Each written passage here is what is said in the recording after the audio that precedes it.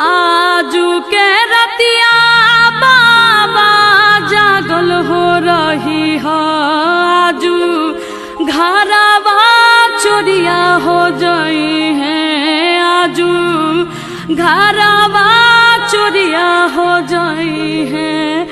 सबरे संपत्तिया बाबा बाची रे जाई है। गौरा बेटी चोरिया हो जाई है। गौरा बेटी चोरिया हो जाई है। दुआरा पाए बेटी चौकी दरबारे रखब। आंगना में सिपहिया हो रखब। घरवा भीतर हमहू जागल हो रखब।